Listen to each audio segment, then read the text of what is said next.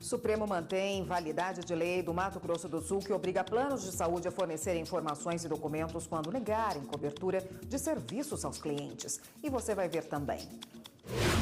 Primeira turma do STF determina a execução imediata da pena do deputado João Rodrigues, condenado em segunda instância. Justiça Federal do Rio Grande do Norte converte a prisão preventiva do ex-ministro Henrique Eduardo Alves em domiciliar. Ele foi preso na operação que apura desvio de recursos na construção da Arena das Dunas em Natal. Polícia Federal cumpre mandados em operação para desarticular quadrilha especializada em assalto a caminhões de carga dos Correios no Pará.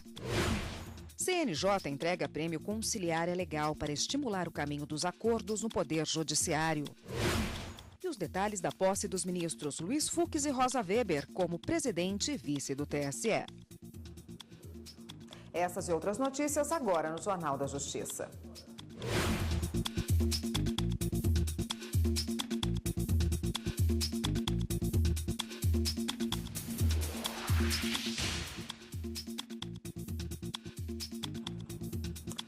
Olá, boa tarde para você.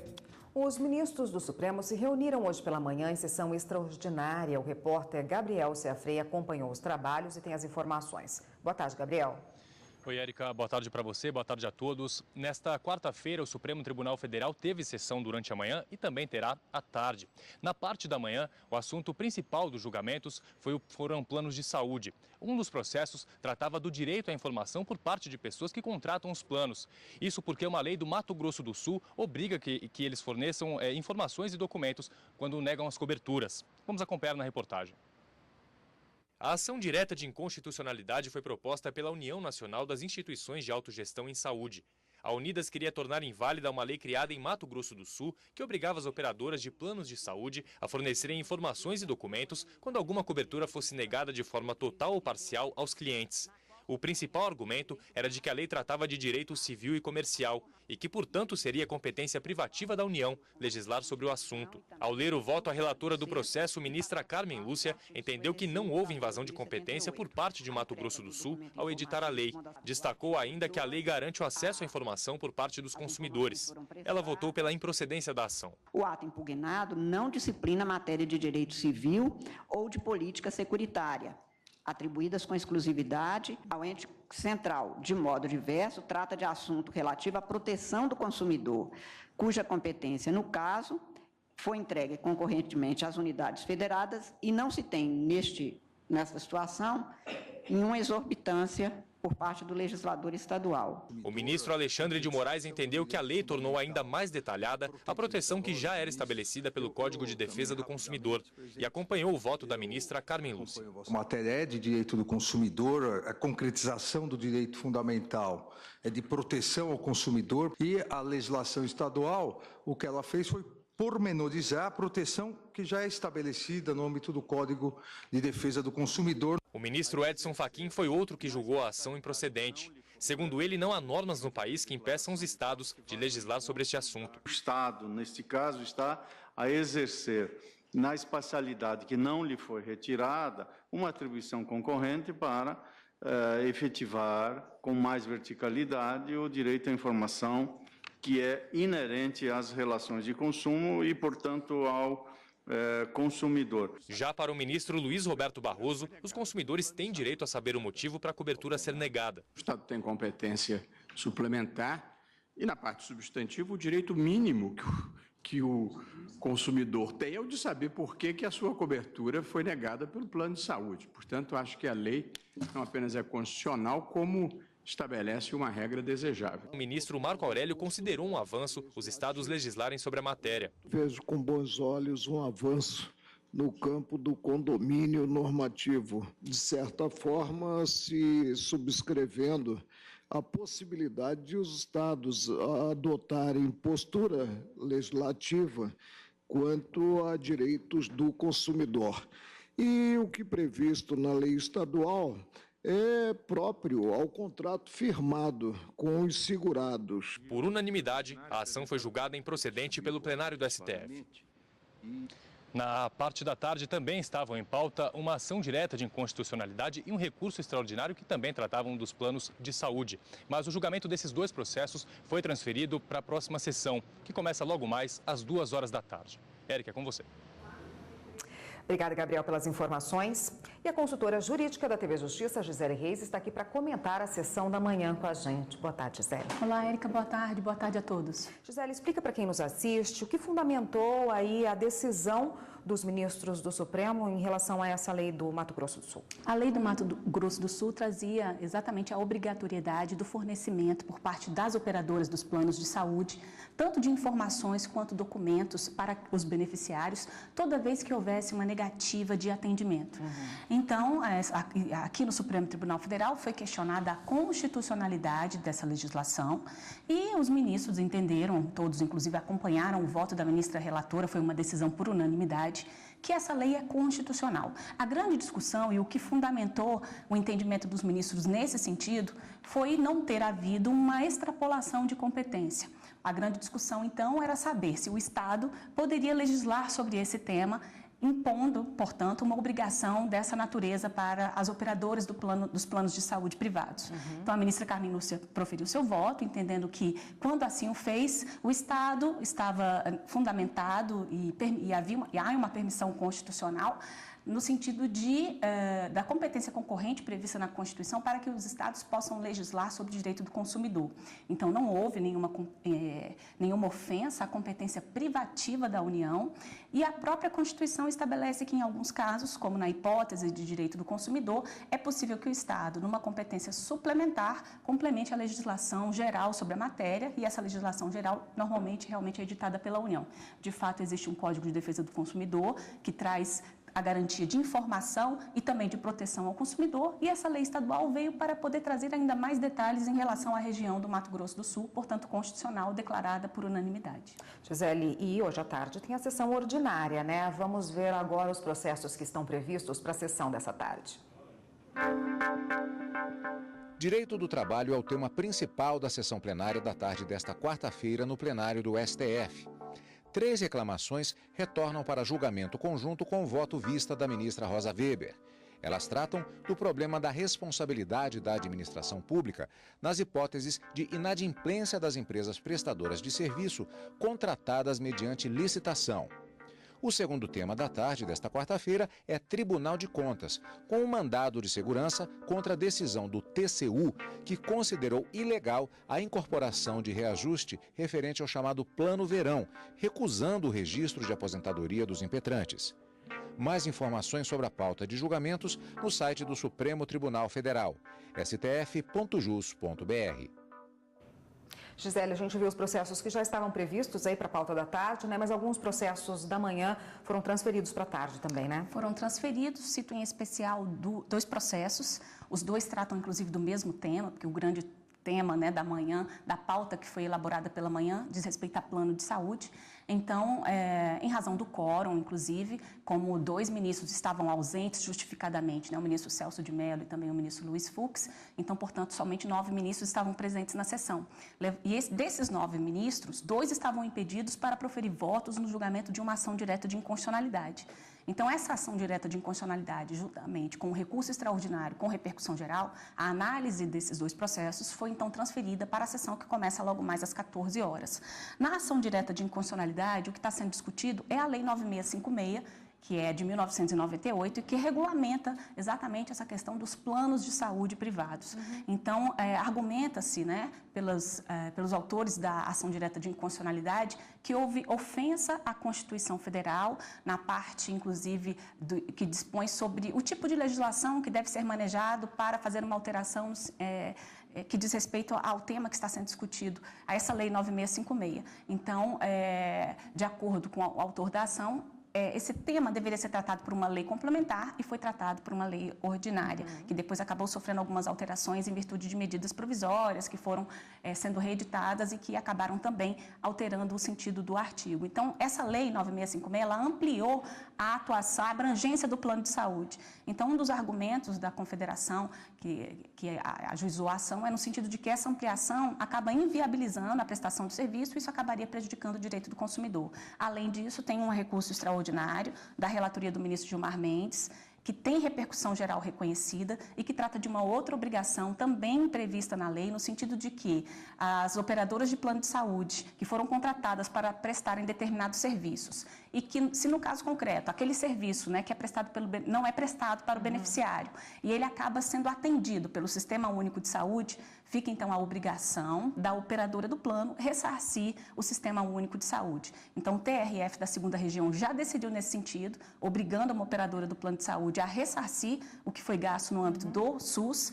E agora o Supremo vai se manifestar na análise desse recurso extraordinário, com repercussão geral reconhecida, o que significa dizer que a decisão vai valer para todos os demais processos semelhantes. Diversos amigos da Corte ingressaram na ação e vieram para contribuir e tornar a decisão dos ministros ainda mais democrática. Rapidamente, para a gente encerrar, Gisele, da pauta de hoje, o que você destacaria? A pauta de hoje tem 3 reclamações.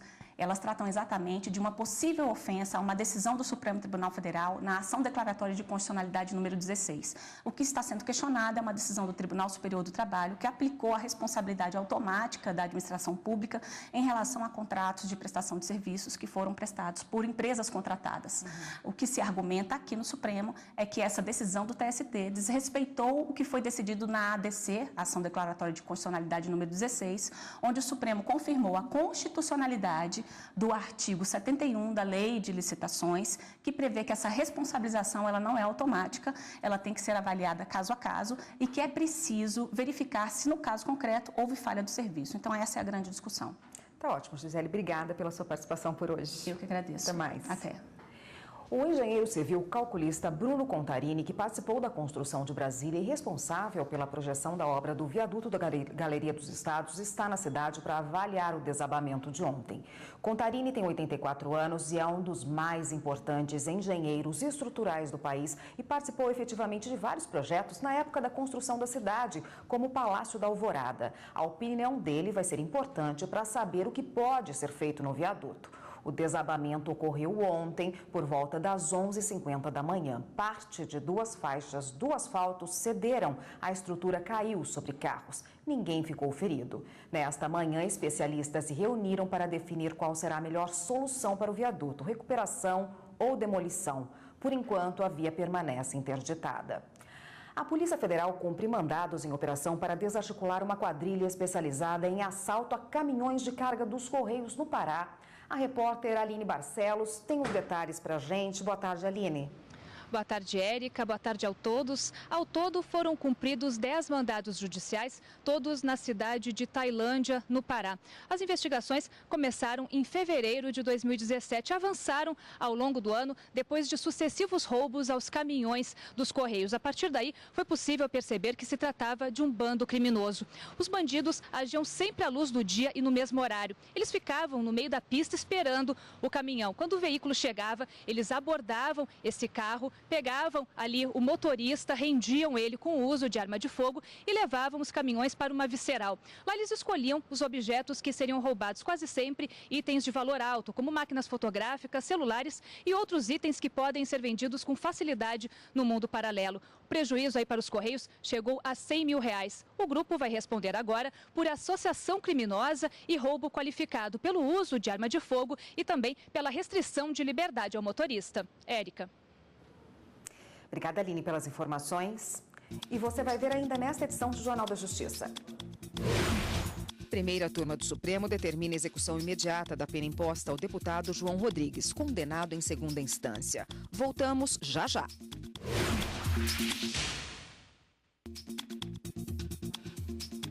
Em sessão solene, o ministro Luiz Fux tomou posse como presidente do Tribunal Superior Eleitoral. A ministra Rosa Weber assumiu o cargo de vice-presidente. O presidente da República, Michel Temer, participou da cerimônia da posse. No plenário do TSE, várias autoridades do Executivo, Legislativo e Judiciário prestigiaram a cerimônia. Declaro aberta a sessão solene destinada à posse de Sua Excelência, o senhor ministro Luiz Fux, no cargo de presidente do Tribunal Superior Eleitoral, e de Sua Excelência a senhora ministra Rosa Weber, no cargo de vice-presidente do Tribunal Superior Eleitoral. O ministro Napoleão Nunes Maia Filho falou em nome de todos os ministros da Corte. Não é obra do acaso, mas da providência, ministro Luiz Fux, que esta casa só tenha tido presidentes inspirados, devotados e capazes de empreender, nos curtos mandatos presidenciais, transformações que se destinam à permanência atemporal e a reproduzir os seus efeitos e resultados nos dias do futuro. A Procuradora-Geral da República, Raquel Dodge, falou em nome do Ministério Público Eleitoral e o presidente do Conselho Federal da OAB, Cláudio Lamáquia, fez o discurso em nome dos advogados. Em seguida, o novo presidente do TSE, Luiz Fux, fez o discurso. Falou sobre corrupção, voto responsável e sobre o combate à circulação de notícias falsas na internet. Senhoras e senhores, a atuação proativa do Tribunal Superior Eleitoral estará alicerçada em pilares fundamentais. A estrita observância à lei da ficha limpa nas eleições de 2018 se apresenta como pilar fundante da atuação do TSE. A Justiça Eleitoral, como mediadora do processo político sadio, será irredutível na aplicação da ficha limpa, conquista popular que introduziu na ordem jurídica um instrumento conducente o Brasil a um patamar civilizatório ótimo. Outro pilar fundamental é o nosso compromisso de combater as denominadas notícias falsas ou fake news.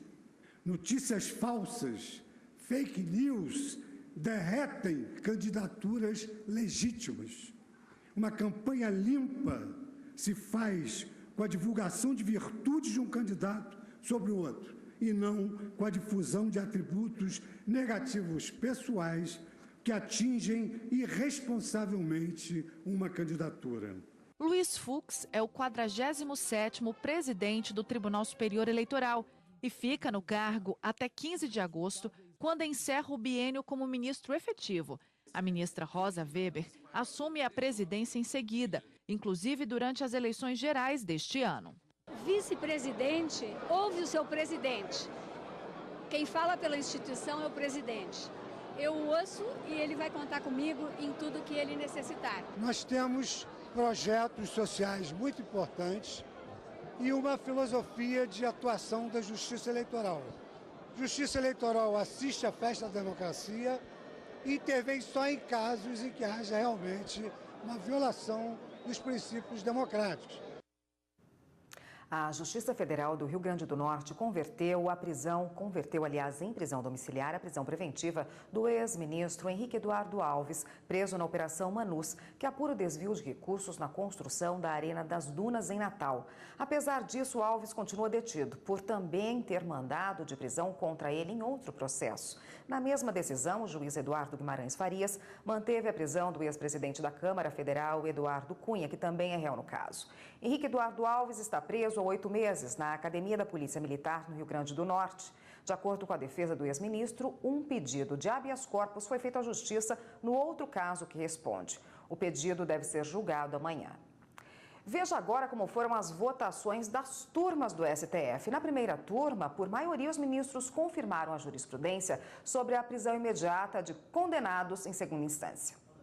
Os ministros da segunda turma determinaram o envio do depoimento e dos documentos apresentados pelo colaborador Marcelo Bahia Odebrecht, da Seção Judiciária do Paraná, à Justiça Eleitoral de São Paulo, já que o caso se trata de um suposto delito eleitoral que ocorreu na cidade. Está diante de um procedimento de cunho estritamente eleitoral, apto a atrair a competência da Justiça Especializada, que constitui, a meu sentir, o foro competente para eventualmente processar e julgar os interessados por eventual prática de crime de falsidade ideológica eleitoral, bem assim, entre aspas, os crimes que lhes forem conexos nos estritos termos do artigo 35(2) do Código Eleitoral, combinado com o artigo 5º, inciso 53 da Constituição Federal, que salvaguarda o princípio do juiz natural. Por 3-2, a primeira turma do STF decidiu pela prisão imediata do deputado federal João Rodrigues, em cumprimento à pena imposta em segunda instância,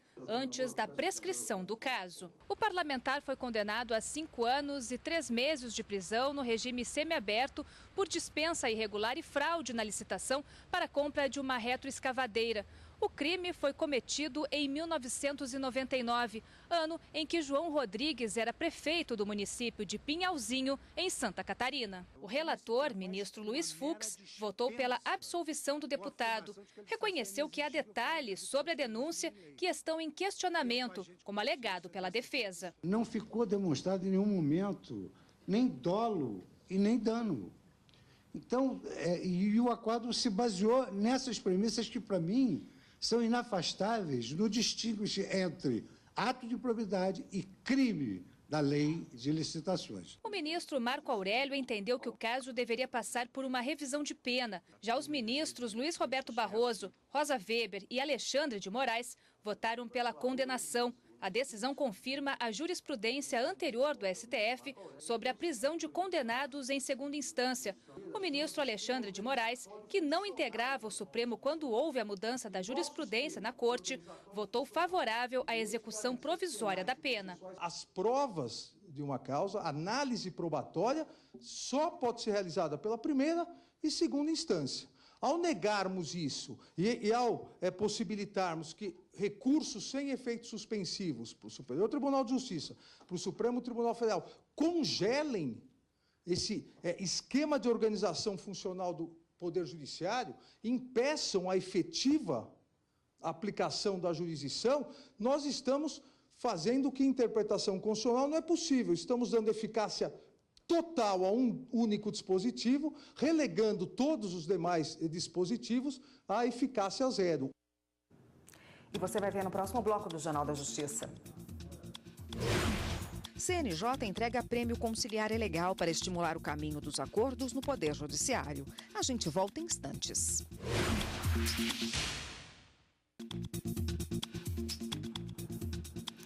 A Justiça Britânica negou a suspensão da ordem de prisão contra Julian Assange, fundador do Wikileaks, por ter violado os termos de liberdade condicional quando se refugiou na Embaixada Equatoriana em Londres há mais de 5 anos.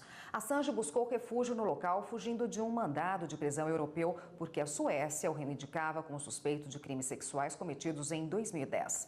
A Justiça sueca arquivou a investigação, mas a polícia britânica ainda quer prendê-lo pela violação da condicional. A defesa de Assange diz que ele teme sair da embaixada e ser preso por ter vazado os segredos oficiais dos Estados Unidos há 8 anos. Os projetos vencedores da 8ª edição do Prêmio Conciliar Legal receberam os prêmios na noite dessa terça-feira. A cerimônia foi na sede do Conselho Nacional de Justiça. Lançado em 2010, o prêmio foi distribuído neste ano a 12 categorias, incluindo tribunais, juízes individuais e instrutores de mediação e conciliação que mais se destacaram na busca de acordos. É o reconhecimento da importância da formação consistente dos conciliadores, já que é um ramo da justiça com o qual a gente trabalha em contato imediato com as partes desde sempre. Essa cultura de ajudar as partes a fazerem a própria composição do seu conflito é necessária e vem realmente acelerando e contribuindo sobejamente para a melhoria da prestação jurisdicional. As partes buscam uma forma de entendimento, de uma forma muito mais dinâmica, muito mais ágil, buscando efetivamente uma solução e não uma beligerância que muitas vezes tarda, leva muito tempo e ninguém está ganhando nada com isso. O presidente do Tribunal de Justiça de Goiás, desembargador Gilberto Marques Filho, recebeu o prêmio pelo tribunal, que foi o líder em acordos na campanha de conciliação de 2017. Está aí a demonstração que Goiás procura atender o CNJ e fazer a justiça verdadeira, célere, rápida e justa. A juíza Kathleen Stamato recebeu o prêmio Juiz Individual na Busca de Conciliação pelo Tribunal Regional do Trabalho da 15ª Região. Isso vem reforçar, essa veia conciliatória do nosso tribunal e tem uma importância bastante especial porque é um dos únicos tribunais no Brasil que tem um Sejusc de 2º grau. Na medida em que nós trabalhamos com os processos que estão saindo do 2º grau, recém-julgados nas turmas, e trabalhamos com eles antes que baixem a primeira instância. Os juízes estarem também conscientes de que a busca da conciliação, ela agrada muito mais as partes, porque ela é mais rápida, mais célere e põe um ponto final nas demandas. A presidente do Supremo Tribunal Federal e do Conselho Nacional de Justiça, a ministra Carmen Lúcia, destacou a relevância desse trabalho que torna a justiça mais ágil. No esforço que vem sendo reiterado do Conselho Nacional de Justiça de atender melhor ao cidadão que procura, de uma forma mais pacífica, mais rápida, resolver eventuais pendências que são próprias da vida, com diferentes formas de compreensão dos fatos e de solução desses fatos. 2018 tem 8 feriados nacionais. O Carnaval, por exemplo, está aí bem pertinho. E você vai viajar de avião? Então fique atento com algumas mudanças que já começaram a valer. As informações sobre o valor pago para despachar a bagagem, os limites para a bagagem de mão, como transportar seu animal de estimação e as novidades no passaporte estão no programa Artigo 5º desta semana. É hoje às 8h30 da noite. Esta edição do Jornal da Justiça fica por aqui. Para você, ótima tarde. A gente se vê novamente amanhã.